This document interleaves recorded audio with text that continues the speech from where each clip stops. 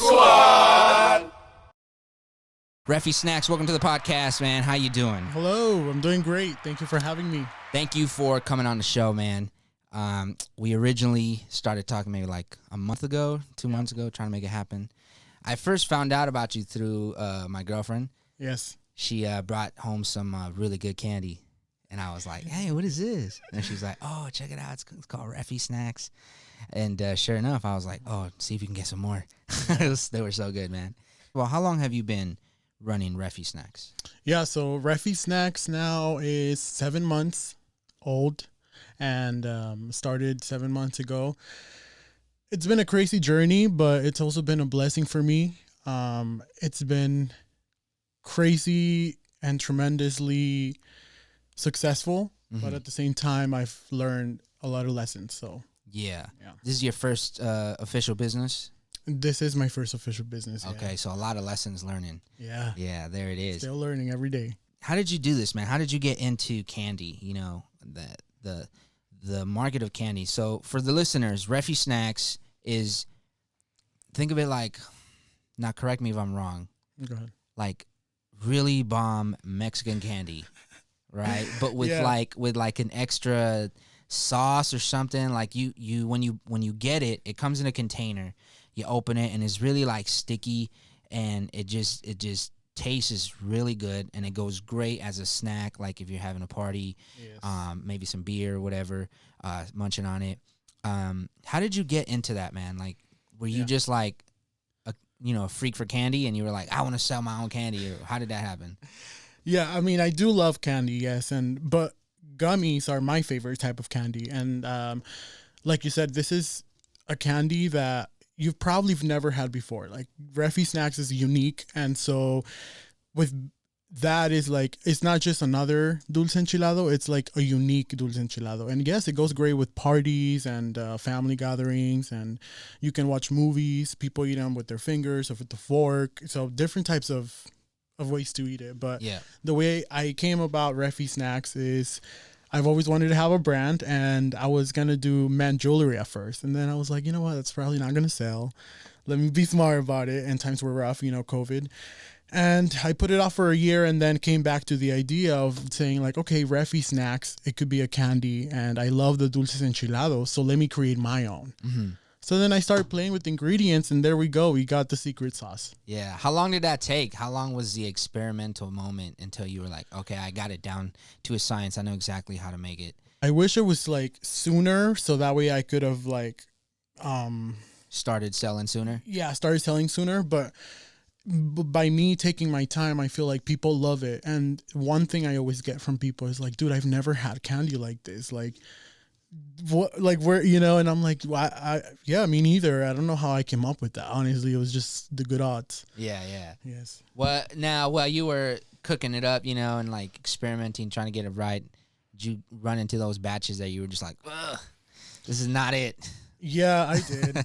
I did plenty of times. And then, like, because I'm a gummy lover, so sometimes the gummy would get saggy, or sometimes it would melt. So different techniques and different work to get the right consistency. Yeah. Is there a certain amount of time that, like, the best time to eat a gummy? So if I bought a gummy from you today, yes, would you say that I can still good to eat it, 2 weeks from now? Not necessarily because it's going to go bad, but the texture is still going to be the same, or is there a suggestion like, oh, you should eat it as soon as you get it? Or what do you say about that?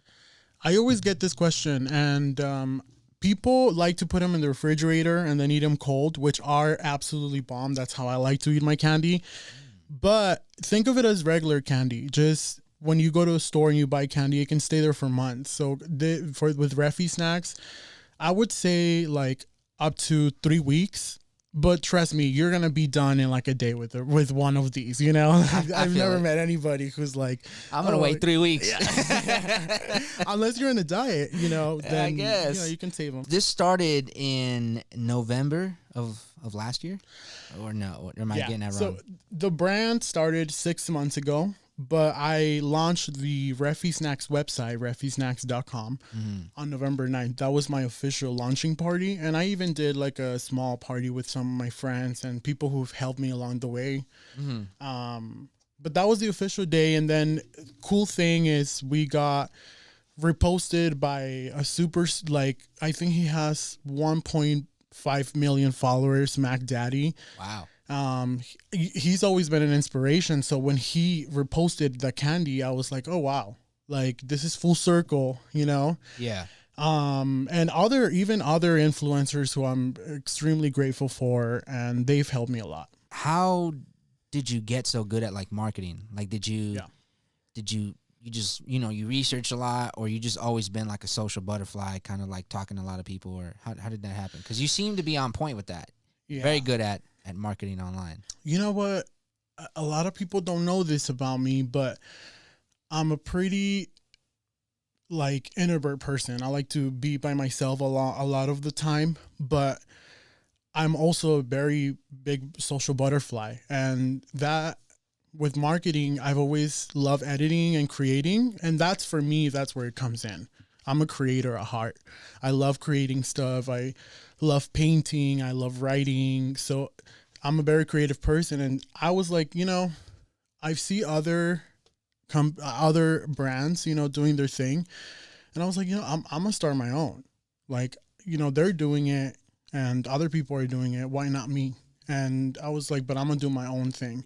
Never let anybody, put hand on my edits or anything. I did everything on my social media. Yeah, I do all the pictures and all the clip art and all that. I do them on Photoshop. Was there some sort of learning curve for Photoshop, or did you already know how to use all that before? No, I didn't. I learned as I went, actually. And if I had YouTube University? YouTube University, yeah. There it is. Yeah, that was it. Yeah. For all the entrepreneurs out there, YouTube University. That's where it's at. That's where it's at. You know what? Now that you touch on that, if I can add that, when you do your research and you put effort into whatever it is that you're doing, but if you do your research, dude, it could be so much cheaper than paying somebody. Like, I've saved so many dollars. Dude, that's big facts. So before the pandemic, I have a production company with a business partner of mine called Event Source Productions, and we were pretty new. We were like within our first year of business before the pandemic hit. And so, we had to do our LLC and do all that stuff. And I ended up doing it all myself. It took a lot of research, but I saved us a lot of money because like you can go to like LegalZoom, or you can go to other places and they'll do it for you. But I went to one place. It was like a tax office, and I was like, hey, I'm looking to open an LLC. Do you guys offer that service here? And the guy was like, yeah. And he quoted me for like $1,200 or something. Wow. And I was like, all right. It was the first time that I had asked about that question, so I thought that was like kind of average. I was like, okay, well maybe that's an average price, and then like I looked up online, I found LegalZoom, it was cheaper than that. Yeah. And then finally I was like, let me just try this myself. Yeah. And it just took a lot of research, and it pretty much saved us a lot of money. So, what you're saying is very true. Yeah. The way that my girlfriend heard about you is you walked into her job. Yeah. And you were like, hey, let's work out a deal. You guys want to try these out? How did you get that idea? Like, you were just like, I'm just gonna try it. You know what? Listen, when you need money, you got to do what you got to do. Hey. And for me, it's always been like that, dude. Like, honestly, if you want something to work, you got to put in the work. If you want to sell shirts, dude, you can sell shirts. Just put in the work. Yeah. So for me, I went to barbershops. I went to like the shopping mall and offer my candy. And some of my friends would just be like, dude, you're crazy. Like, you're giving away your candy. Mm-hmm. And I'm like, yeah, I'm giving away my candy, but they're coming back and they're buying, like, they're constant customers now because of that. Like, your girlfriend, she's like a best set, like, she's always hitting you. Yeah. And not just them, but the whole like barbershop and other people who, and the barbers also support me a lot. They, share the candy, and I'm cool with all the barbers. I love them all. So yeah. Whatever. Yeah, for sure. That's dope. I think that's also a big gem, giving out of some value, depending on what business you're in, giving some of your work out for free, and hoping that they come back. In your case, it's candy. You're giving out your product for free, and then it's obviously good, so more people are like, yo. Yeah. I mean, one thing I did wish I did different for anybody that wants to start a business out there, maybe don't do your full portion, do a half a portion, because then, like, like for me, I'm like, oh, they're gonna come back. My candy's good. Like they're gonna come back, you know. Yeah. And usually they do come back. So I'm Mm-hmm. like, oh, I could have just gotten them like half a portion and not a full, like 8 ounce, like you know. Yeah. So Yeah, I did see the effect though. for sure. You felt that in your pockets, huh? Yeah. You're like, I Yeah. don't know if I can keep doing this for much longer. Yeah. No, for sure, man. Were you always into hustling? You know, as a kid, did you have like a high school hustle? You know, in high school, like there's that kid selling like candy or chips. You know, was that you? Did you have anything like that or not really? You know what? I was brought here when I was a kid. I was 8 years old. From Mexico, Guadalajara, Jalisco, for all my family out there. Drop a bomb on that. My dad's from there. Hey, so yeah, we're basically paisanos, right? And, Hey, that's right. but having like seeing my parents hustle so much and knowing the struggle of how I grew up, you know, and to see where I am today, that is, you know, that's what motivates me and that's what keeps me forward. And so I've always kind of been a hustler because of my parents and because of my brother. And in Mexico, we used to own one restaurant, and you know, like a taquiza. And I used to be like a cashier, and I was only like a kid. Yeah, it'd be like that. If you're not Mexican and you're listening to this, like, how's that even possible? It's possible. I was like 3 years old and I'm already taking over. Yeah. You know, but yeah, so my parents, you know, I'm a hard worker because my dad and my mom are just extremely hardworking. Yeah, that's beautiful, man. To see like the hustle being passed down from one generation to the other, and obviously you're doing something right, bro, because you've only been in business for a couple months, and it's looking good, and it's looking good. Now, when was the moment that it hit you that you were like, oh man, this is working? I think for me, that moment is every time. You know, I don't have a definite moment. It's every time that I step up my game. You know, I go in there every morning and I'm like, okay, what are we going to do for Refi Snacks that's going to amp the alley? You know, sometimes you got to do inventory and go in there and say like, all right, you know, maybe this isn't working. But taking that step of being serious about your business and saying like, okay, it's not working. Like, that's okay. Let's go ahead and try a new product. Like, all right, that promo didn't work. Okay. You know, sometimes you're going to have bad days. Yeah. But when you're persistent, then the reward is bigger. So for me, every time that moment is every time I move up and have sales, every customer for me counts. Like I don't, you know, it doesn't matter how much, or for me, I'm like, okay, they're going to try my candy and hopefully they're going to tell their friends. And that's how, because together we're stronger, you know, that's it. And even as small businesses, when I started, I did a lot of giveaways with different small businesses, and people love that, man. Like I did one with like this eyelash girl. Her name is Natalie. And I met her in college at a class, and she started her own business. And I'm like, dude, I'm starting my own business too. Like, let's help each other out. Let's do a giveaway. We did a collaboration. She gave away a pair of lashes and I give like candy. We both grew by 100 followers each just by doing that giveaway. So like, yeah, there's no outcome. Like there's no cash outcome, but those are potential customers. So yeah, for sure. And it just makes the brand look so much better, you know, when people check out your social media and stuff. Starting this in, you know, 2020 when the pandemic was going so hard, was there any sort of doubt that you had in your head when you started? Was there any moment that you were like, maybe I shouldn't do this right now? Or what was some of the issues that you ran into?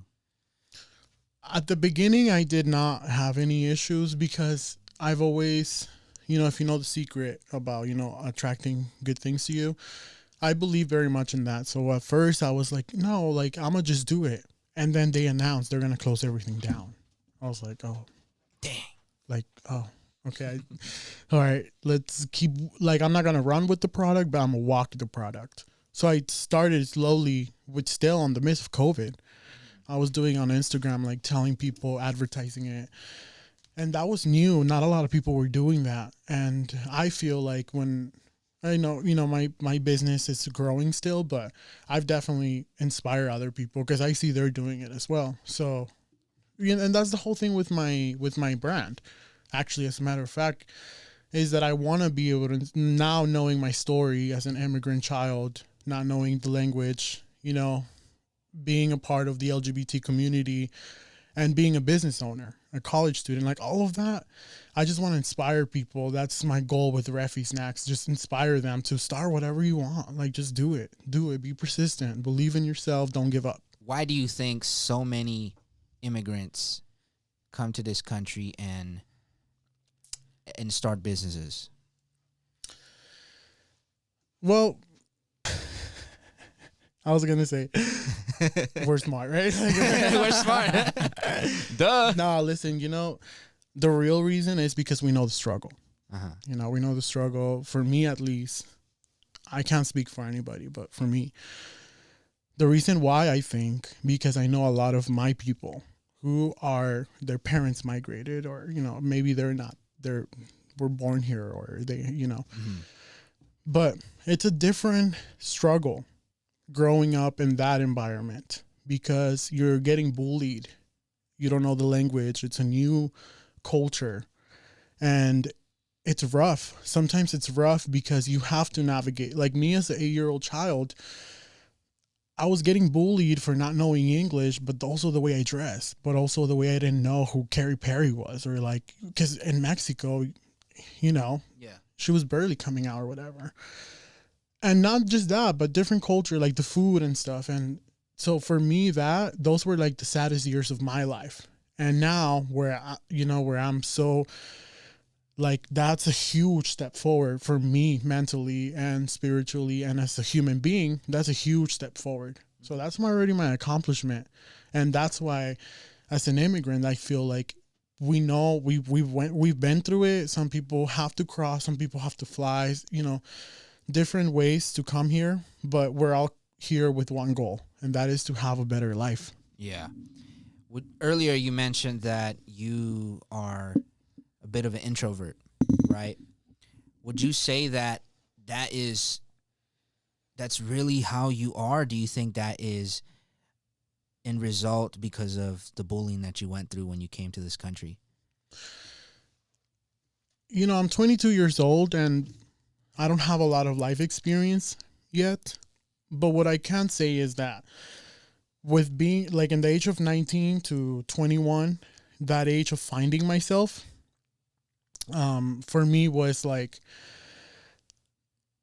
saying like, okay, so now you're this person. Now you know English. Now you can defend yourself. Now you can, fit the part. You can make friends and be you. Mm-hmm. That moment for me defined like who I was and what I was here for. And with my brand, I'm able to portray that and share that.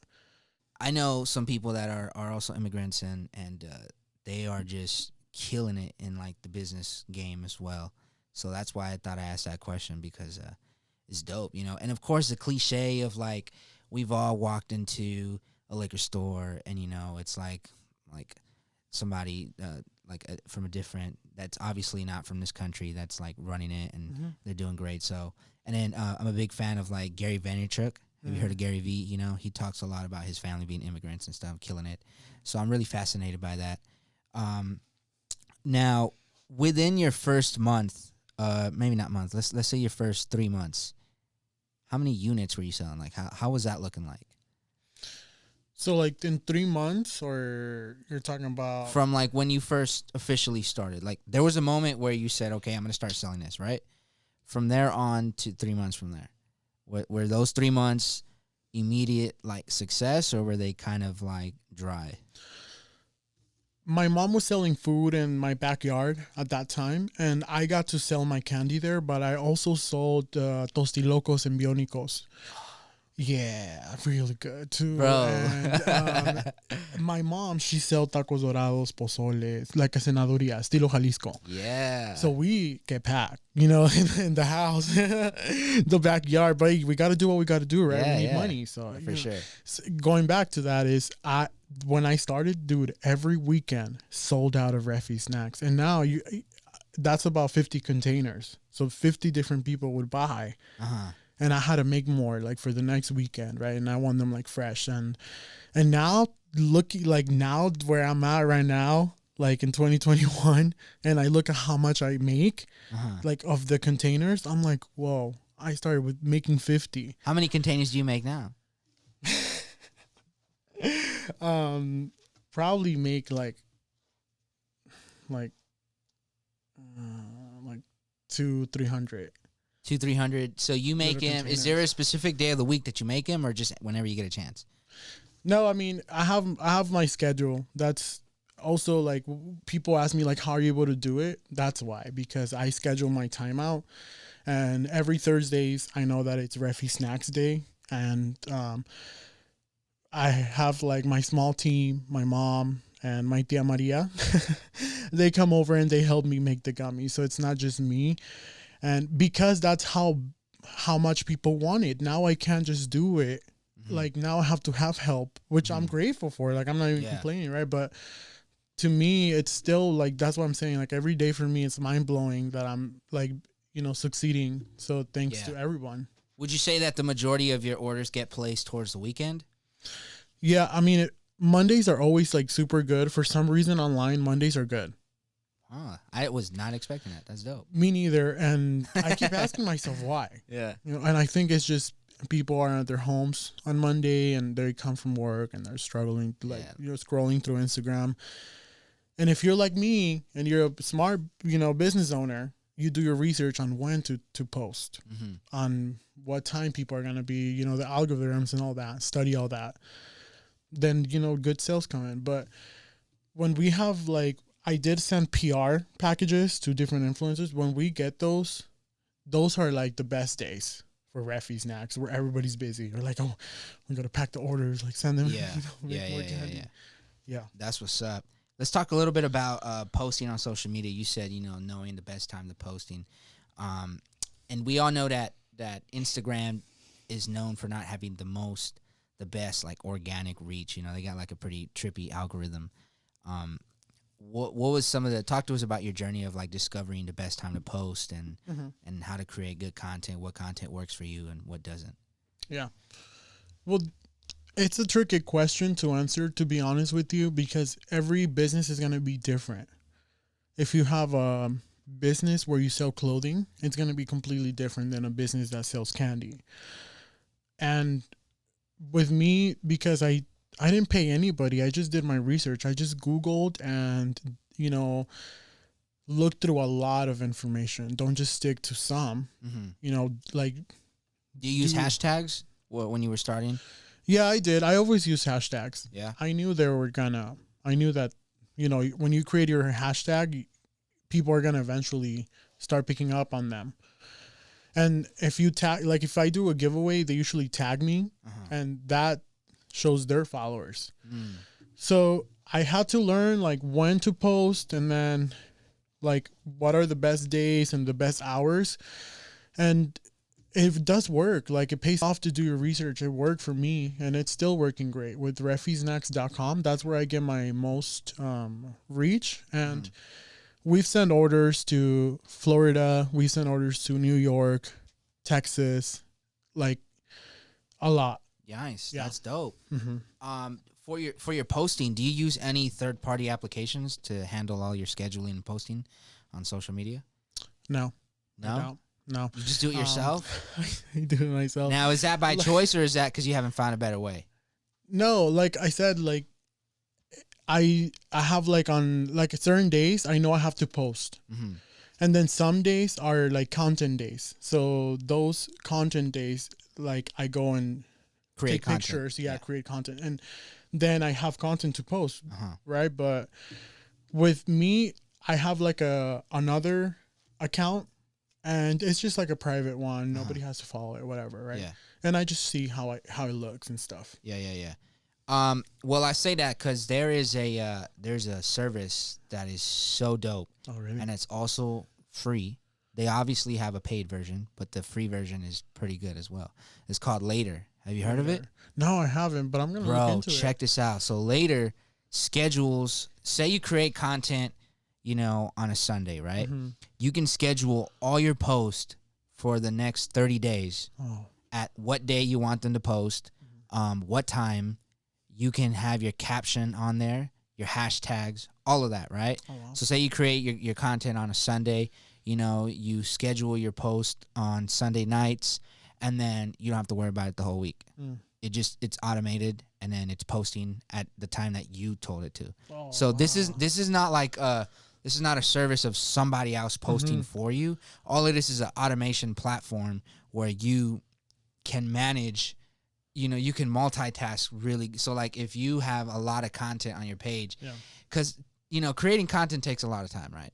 And then posting it also takes a long time because you got to sit there, you got to write the caption, the hashtags, whatever, right? So what I found works best for me and other people as well that are big on marketing on social media is just like picking a day out of the week to upload that content to later and then scheduling it to when it comes out. Right. And you don't have to worry about it. It just at this point, you already have the data knowing when is the best time to post for your account, right? So then you just schedule your post to go for that time. That's dope. Yeah. So the free version, you can post unlimited pictures and stuff. You just can't post videos. So if you want to be posting videos and stuff, then you got to pay for it. I think it's like $12 or something like that. Okay. So you might want to check that out, man. No, I'm definitely going to check it out because it would make my life so much easier with being a student. Do it like dude, you don't have to worry about posting at all that week. Yeah. You just create content Sunday nights. Upload it to you later, schedule it, boom, you're good to go, man. Yeah, thanks for that. You send stuff out to social media influencers. Do you also pay for shout outs and stuff like that? I've been offered, but I've never paid for them. Mostly because I'm like, well, it's not necessary. Like, I don't necessarily need it because I'm like no rush to. Like, hopefully, I'm gonna make it. And I know, like me, like being positive, I'm like, hey, you're gonna make it, Refi. Like, keep going. But I've never paid for it because I think it's not good. I don't think it's good. Don't give your money to anybody just for followers, now. For shout outs, not necessarily for followers, but to advertise your product. Well, when I tell them like as a favor, like, hey, can you please repost this? Usually, like, we've already established a really good connection, and like for the PRs, I send them out, and then it's hard work to get the information for the PR. By the way, it's just like really hard work. You have to talk to people and know people and just DM them and this and that, right? But when you send them a PR, like, and then they post it, dude, in a day you'll probably get like 100 followers because you got to think like they have 1 million followers. Yeah, their insights are crazy. What's some of the influencers that you've reached out to and they have reposted? The first one is Mac Daddy. He's like, for me, that would be like the one that has the most followers that have reposted my candy. It's like 1 million something. Nice. Athena, she's just starting. She started on TikTok with the funny video. Dope. And TikTok just blew up with her, and now she has like over 14K followers. Nice. I know that with Julema and Alanized, which I look up to. He's one of my favorites. He has like an Instagram series. It's called like Noche de Pendejadas, and they basically I don't know if you've seen it, right? You've heard of it probably. I've heard of it, but I've never seen it. No. Yeah, and Julema was featured there, and I know a friend who knows her, so she was able to like kind of show it. Didn't really talk about it, but I was like, hey, my candy is right there, like yeah. That was like, she has a lot of followers, and other smaller ones too, that have thousands. Let's talk about your toy drive. Yes. How did you get that going? So me and my friend were driving to a hike because, I love fitness, so I go hiking a lot, and we were going to Devil's Sponge Bowl, but it was closed. So we're like, okay, well, let's still do the hike. We still went in there, and we were just brainstorming on like what we could do. And she said, hey, I used to do this toy drive like back where I used to live. I don't know like her story, but she just told me briefly that she did a toy drive. And I was like, oh, you know what? That would be really cool if we do that for Refi, because we would be able to help people out. And then I went home that day and started brainstorming and asking myself like, okay, well, I doubted myself. I said, well, is the Refi Snacks toy drive going to help my brand in any way? I said, you know what? That doesn't matter, because when I was a kid, when I was like 10 years old, I used to live in Santa Clarita. And my parents didn't have money to buy toys. And I remember going to the Boys and Girls Club and standing there with like the, the black bag. Yeah. And that's something that a lot of people could relate to. Like, I know that how good, like, I was like, I'm so happy. Like, whoever donated this toy, like, thank you. I got a toy this Christmas because, times were rough, whatever. Sure. And parents got to do what they got to do to make us happy. And so that's why I appreciate them. But then I said, like, okay, let's do it. So I got in contact with one of my friends. Her name is Kimberly Calderon. And we used to work at the school at the Antelope Valley College there at the student government. And I told her about the project because she knows a lot of people. She's a nonprofit. And she's like, I know this starting nonprofit. It's called Humble Hands Helping. And it's for housing and, whatever they need for the community.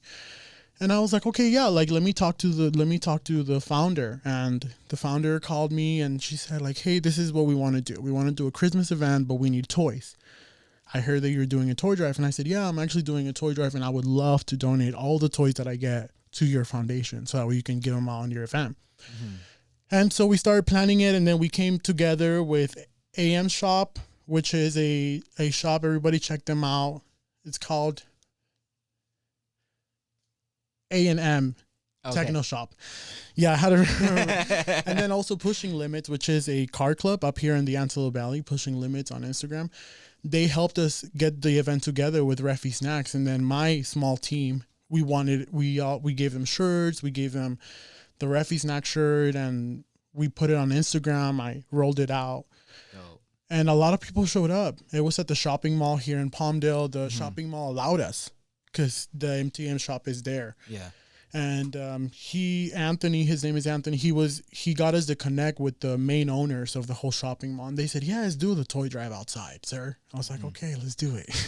Nice. Yeah. So it was a great success. We collected over 300 toys. Wow. And it felt great. Yeah. What was one of the most satisfying things about that? I know, obviously, collecting the toys, but was there one thing in particular? Yeah, I mean, when I was creating the flyer, I had a little moment where I was like, I don't know if I want to do this. Like, I was doubting myself. But then thinking back again, like I said, like being in that position, being a kid with like that, I was like, okay, well, maybe I should do it for the kids and, do it for the foundation and let's just do it. But when I was at the actual event where they passed the toys out, where the toys were lined up, they had a whole U-Haul full of toys. That's how much toys we got because they also got toys too, not just us, right? But the moment when there was nobody to give out toys and this lady comes and I was like, okay, I'll help you. So I walked her through like the food area, get her food, get her back.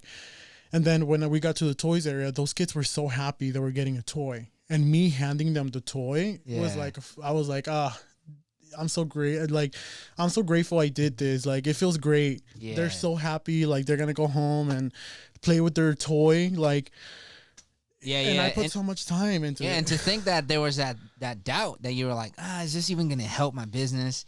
But you still push forward. And at the end of the day, like you said, it's not about that. It's about giving back, and helping the community. So that's dope, man. Yeah. Respect to that. You talk about releasing a vegan-friendly collection. Talk about that. So upcoming things, yes. We did launch the vegan collection already. Yeah, we did. Okay.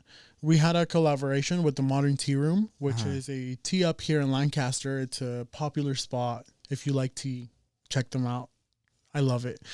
And we did a collab together where we had our own drink with the rim, with using the Refi Snacks rim.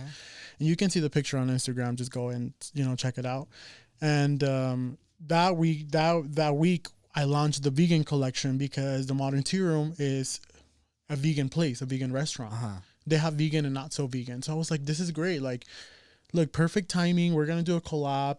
Let's launch the vegan collection because I've gotten a lot of questions. And the vegan collection now is doing great. I was like, okay. Now, talk about that a bit, man, because I don't know much about vegan stuff, and so it'd be nice if I can get some knowledge on that. How is candy vegan? How does that work out? Yeah. For the gummies, like the the rings or the watermelon or the other kind of gummies that I use, they use gelatin, which is made out of bone and like animal product. But the vegan collection that we offer, like the gushers, they're made out of a seaweed material. And so it's completely vegan. No products that go into the candy that I offer have any dairy. I'm sorry. Okay. But they're also completely vegan, and that took some research as well because I wanted to make. I'm like, okay, if I'm gonna say like I'm have vegan option, I better have like a real vegan option. Yeah, and a collection. I was like, okay, I better have a collection, like not just come up with 2 items. Yeah. And yeah, we launched like 5 items. So what are those items? So we have the gushers, the spicy gushers. We have those are the midnight flavor, so like the blueberry, but we also have the sun flavor too, which is like the pineapple mango. I try to stick to those. We have the sour rainbow strips. We also have the sour cubes, like the warheads. You know, like the ones you chew and they're very sour. Yeah. Those things are good. Yeah, imagine with the Refi Snacks sauce though. They're really sour. It's making my mouth watery. And then we also have the Fiesta Mix, which is like the peanuts with little tamarindo bites. And the salsa comes on the side. The little sauce, the secret sauce comes on the side so they don't get saggy. Yeah. We were having that problem at first where we made them. Because in Mexico, that's how they do them, actually. As a matter of fact, they make it all in a big bash, and then they put them in containers. But the one thing about Mexico is that they're selling it, like in the streets, right? You know, here. Yeah, okay. They're buying. They're not delivering it or like mailing it out. They're not packaging it. Yeah. And so with me, I'm like, okay, how can I make that happen, but package for it to be able to go to New York? Yeah. Or, you know, Florida, whatever. So we had to put, that was like one of the... Like one of the hiccups. Problems, the little hiccups. Yeah. Okay. And now all those items you said, those are all in the vegan collection, right? Yes. Sir. What about all the items that are not vegan? What else do you guys have? Yeah. So our top sellers, if you want to know, are peach rings, the gushers that are vegan, but you know the top seller that are not vegan. So the peach rings, the watermelon rings, the cherry slices, which I think your girlfriend loves. Yeah. She gets those. And then the gummy bears. You know, okay. Yeah. But we have sour gummy bears. We have sour gummy worms. We have regular worms. We have the tamarindo rim, which is delicious with the drinks. Which is where you dip your drink into, right? Yeah. So the one that I made, it's unlike anybody's else because mine is all purpose. So you can use it with fruit. You can use it with chips. You can use it with drinks. You can use it with micheladas. Like, you know, and that's my mom's original recipe, by the way. Oh, She's always made that rim for parties. Shout out to moms. Yeah. Yeah. And everybody loves it. Everybody loves that rim. You know, it's because it's thick enough. It's not like super liquidy. It's like the perfect consistency. And it's my favorite. It's with fruit. And I make my own drink, which is... like the Mikey's. Yeah, I know what you're talking about. With the Stella Rosa wine, like half and half, and then you put the rim. It's like a tropical drink. Okay. I had a car accident when, like, a really bad car accident. I flipped on my car like 5 times. Oh, shit. And nothing happened to me. But this scarf right here, like, it's always going to be there in my hand. That's all you got from 5 flips? Wow. Yeah.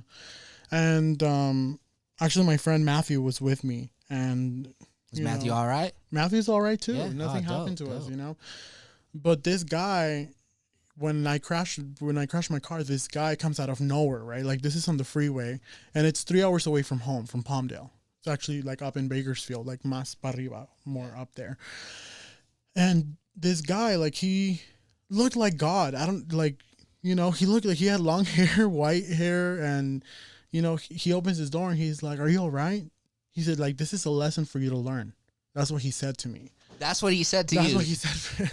You know, and I was just there like, oh, okay, like, yeah, I'm okay, but I'm bleeding. Like, you know, I'm bleeding a little bit because my arm did bleed a little bit from like shattered glass. Yeah. The whole like top of the car is crashed, and it's like if I had something, you know, like shilling me. And I like to share this story, man, because, you know, it was truly a miracle. To me, it was truly a miracle. And that guy saying like, you know, this is a wake up call. I'm like, oh wow, like that was intense. And that around that time, the whole moral of the story with the Refi Snacks. I'm sorry, I forgot to say the whole moral. It's all good. The whole moral of the story is that at that time I was about to like say like I don't want to do Refi Snacks no more. You know, like I was kind of like not putting so much effort. Yeah. And my best friend Raquel, who I love dearly, she said, "Hey, you're not posting so much. What's going on?"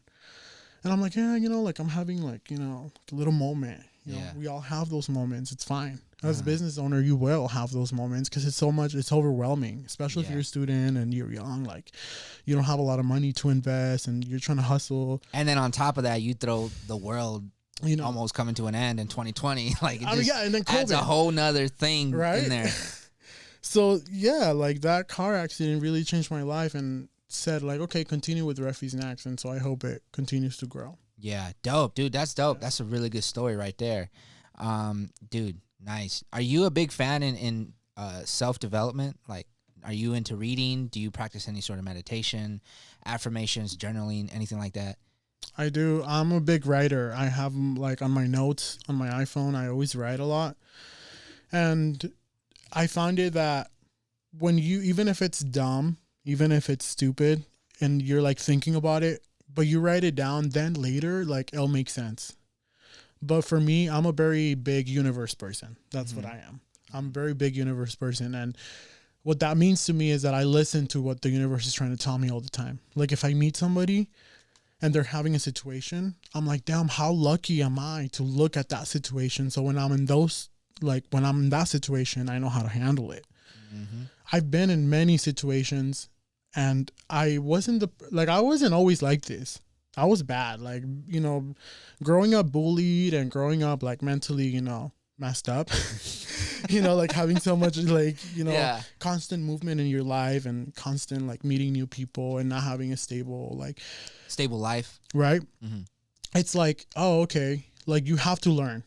There's no other way. You have to learn and that's it. And then like now where I am, I'm like, oh, okay, I can look at that situation and say like, okay, I've learned. Now I know why that happened and I know how to handle it.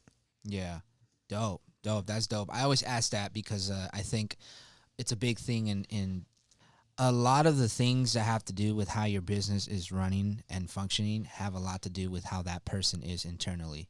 You know, so like if that person is a mess inside, you know, and like their life is a mess, it's really hard to run a business.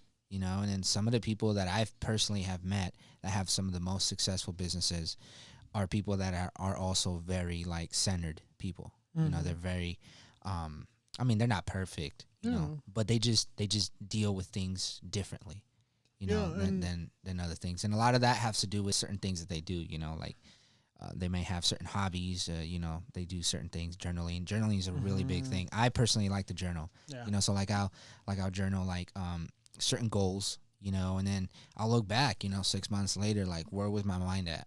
What was I thinking? What was an issue? What did I think was an issue at that time? And I'll look back and then it's pretty nice because you can look back and be like, oh, that ended up getting worked out like this, you know, so it's pretty cool, man. Refi Snacks, man, appreciate you coming on the show. For all the listeners, don't sleep on Refi Snacks. Check out the website. Was at refisnacks.com? That's correct. Yeah. Refisnacks.com. For all your delicious treats, man. I'm talking everything that you can imagine. Like it's just put this Refi sauce on it and it's fire. It's fire. I'm gonna drop a bomb on that one right there. And you know, the summer's coming. You know, the barbecues are coming. You're gonna want to try this for sure. So make sure you check that out. Refi, why don't you let them know where they can find you and all that good stuff? Yes, definitely. So we are on Facebook, Twitter, and Instagram. My main platform, Instagram, at Refi Snacks. All of them, REFI, then Snacks. And you guys can also find me on Pinterest, which I just made one because I guess it's popping now. People I had no idea. Yeah. TikTok as well, Refi Snacks. We're trying to post more in there, and I didn't even know what TikTok was. And now I have one for Refi Snacks. There it is. I was like, yay. Yeah, but like you said, for the summer, hit us up with Refi Snacks. We have all your favorite candy, and we are trying to hustle and make it big, so help us out. There it is, man. And one last note to close it out, man. What's one of your all-time favorite quotes? Work hard and be kind to people. It's my favorite ever. There it is. Refi Snacks. Appreciate you, man. All the listeners, thank you guys for tuning in, and we'll catch you next time. Squat Talk. Squat!